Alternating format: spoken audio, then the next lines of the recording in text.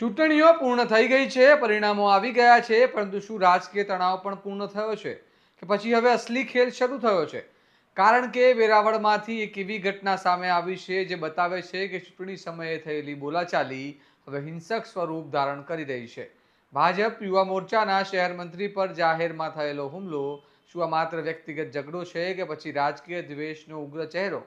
આવો વિગતે વાત કરીએ આ અહેવાલમાં. નમસ્કાર, હું ચિરાગ વર્ષાબેન. આપ જોઈ રહ્યા છો સ્વમાન.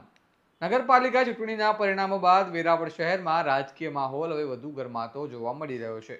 ભાજપના યુવા મોરચાના શહેર મંત્રી નવલ ભારવાલા પર થયેલા હુમલાએ સમગ્ર શહેરમાં ચકચાર મચાવી છે અને કાયદો વ્યવસ્થાને લઈને સવાલ ઊભા કર્યા છે. માહિતી મુજબ નવલ ભરાવાલા બપોરના સમયે બાપા સીતારામ મંદિર નજીકથી પોતાની મોટરસાયકલ પર ઘરે જઈ રહ્યા હતા, ત્યારે ખારાવાવડ વિસ્તારમાં સાગર ભુવન નજીક કેટલા વ્યક્તિઓએ તેમને અટકાવ્યા.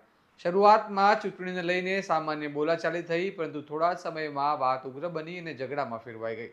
આ દરમિયાન અજય વડીડુમ, વિશાલ ઉર્ફે મગડા કુહાડા, પદમ વાણીકે ગાળો આપીએ નવલ ભારાવાલા પર હુમલો કર્યો. તેમણે ઢીકા પાટુનો માર મારી ઈજાઓ પહોંચાડી અને થોડા જ સમયમાં ગોપાલ ઉર્ફે વાટકો વડીડુમ અને ખીમજી કુહાડા પણ સ્થળ પર આવી ચડ્યા અને હુમલામાં જોડાઈ ગયા. હુમલાખોરોએ જાનથી મારી નાખવાની ધમકી આપતા પરિસ્થિતિ વધુ ગંભીર બની ગઈ અને નવલ ભરાવાલાની બૂમાબૂમ સાંભળીને તેમના મિત્ર વિજયભાઈ માલમડી તાત્કાલિક સ્થળ પર પહોંચ્યા અને વચ્ચે પડી તેમને બચાવ્યા. આસપાસના લોકો ભેગા થતા હુમલાખોરો સ્થળ પરથી ફરાર થઈ ગયા અને ઈજાગ્રસ્ત નવલ ભારાવાલાને તાત્કાલિક વેરાવળની સરકારી હોસ્પિટલમાં ખસેડવામાં આવ્યા, જે હાલ તેમની સારવાર ચાલી રહી છે અને તેમની સ્થિતિ સ્થિર હોવાનું જણાવાયું રહ્યું છે. આ મામલે નવલ ભારાવાલાએ વેરાવળ પોલીસ સ્ટેશનમાં ફરિયાદ નોંધાવી છે અને પોલીસ દ્વારા પાંચેય આરોપીઓ સામે બીએનએસની કલમ 115(2), 352, 351(3) અને 54 હેઠળ ગુનો નોંધી તપાસ શરૂ કરવામાં આવી છે. આરોપીઓને ઝડપી પાડવા માટે પોલીસે ટીમો બનાવી અને વિવિધ કામગીરી હાથ ધરી છે.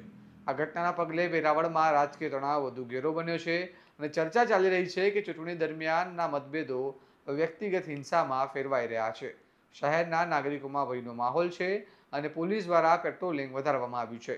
અંતમાં સવાલ એ છે કે શું ચૂંટણી માત્ર મતદાન પૂરતી સીમિત રહી છે કે પછી હવે રાજકીય દ્વેષ રસ્તા પર ઉતરી રહ્યો છે? શું આ લોકશાહી માત્ર ખતરાની ઘંટી નથી?